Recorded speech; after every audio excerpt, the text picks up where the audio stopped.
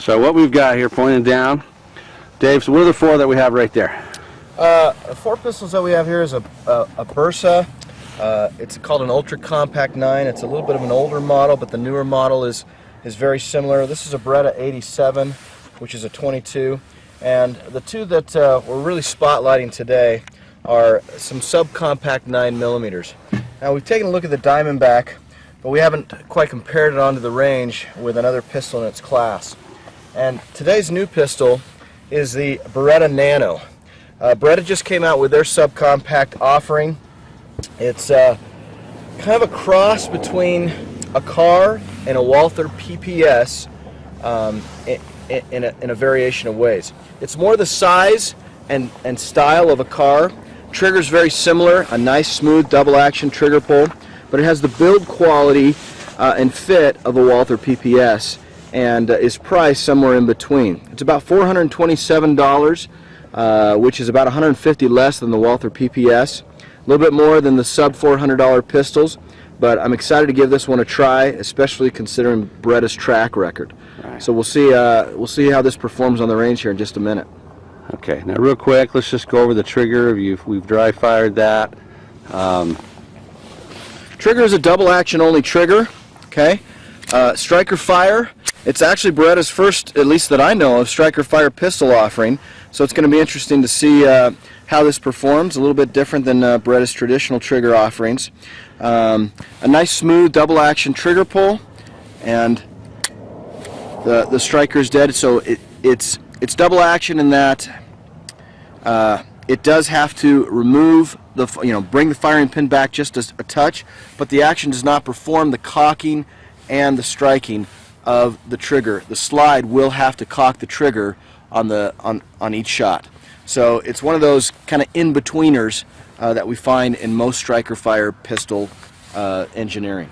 Okay, now talk about, since we're playing with that one, sure. Go ahead and grab that again. Yeah. We talked about the high and low profile of the grip on there. Yeah, on this particular pistol, and it's interesting to see, the grip is much lower in profile than, say, a Walther PPS. And that gives the feeling of a little bit of imbalance. A little top heavy, maybe? Yeah, a little top heavy, but we'll see how that feels once we have a loaded magazine and once we actually start firing and reacquiring the sights on our second and third follow-up shots. It's just going to take a performance to see what it does. Yeah, so the high and low profile is not new doctrine whatsoever, but just with the new technologies and stuff that are out with the new lightweight materials and everything, we're going to go ahead and see, even though they brought that a little lower profile on there, we're going to actually see what that thing feels like and see if they've compensated for it. It's an interesting design. It's very slim, very low profile. There's really no additional controls, no slide release.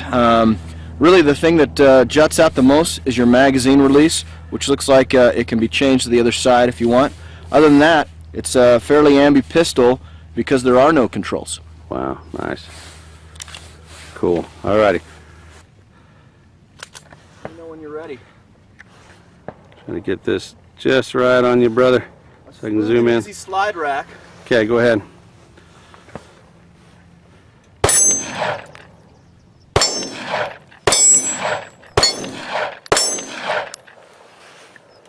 Did you hit everything? Yeah. A little low. That's not bad. What if I can zoom in on that? Is it shooting low or are you pulling? Well, we'll have to find out. Cause I obviously got couple there, couple there. 2 shots in the center, but one low in there. Yep. The rest are pretty low. So. All right, you want to let me whack that thing? You always have to adapt when you run into a new trigger, especially double action. But definitely, the recoil was very manageable on a pistol of this size. You have a lot of energy coming through the 9mm cartridge on a pistol this weight and size, and it has to go somewhere. Traditionally, it will either come out through the grip and sting a little bit, or it will come up through the recoil and bring that muzzle high up, causing a snap or muzzle flip. And traditionally in the car CM, you have high muzzle flip. In the Diamondback, it pushes it out through the grip, and so you have kind of a painful sting. I noticed kind of a melding of the two. It didn't have the muzzle flip of the car, and it certainly didn't have the sting of the Diamondback. It was very comfortable for this particular size pistol.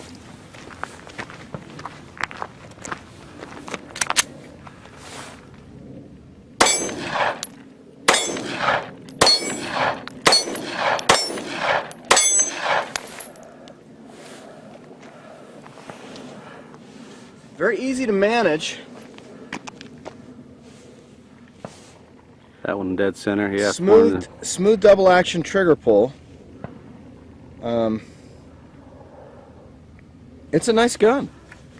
Compared to other pistols in its class, as I said, it's got the build quality of the Walther, but at a fraction of the cost, and you feel like it's going to last a little bit longer than the Kel-Tec or the Ruger or the Taurus.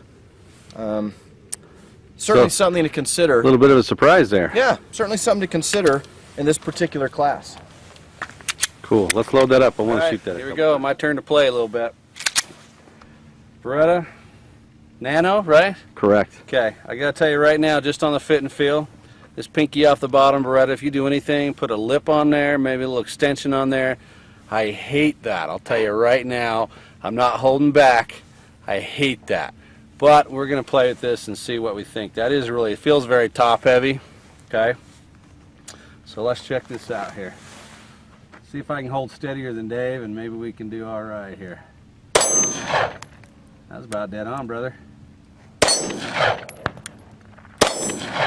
That is freaking loud.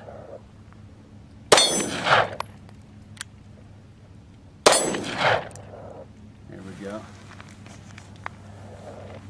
Where's my... Ah! Oh. There we go. First malfunction right there, bro. Caught one. It's a little stovepipe. This thing should be empty. Let me just double check it. Okay, good. Ooh, ha ha! That's why I'm the range master. Ha ha! Okay, should be empty now. Let's double check. Underneath, pinky check. Plenty of dirt. Good. Clear through all the way. The mags, can't get my fingers in there. Good. Okay. Alrighty. Not bad. I gotta tell you, you're right. The recoil wasn't near what I thought it would be. It's a little bit more than my XD with the extended grip and everything, but not. I mean, that's way manageable. Impressed. Definitely thumbs up on that. It still feels odd. I think if they extended that lip on there, that would give you a cleaner, more comfortable feel. Maybe a 7-round extended magazine. Sure. Add one more round. Add a lip on there, just for that little finger. And but you know, surprisingly, that doesn't do anything. It doesn't feel like there's a lot of muzzle flip at all on there. I'm impressed. But it still feels really weird.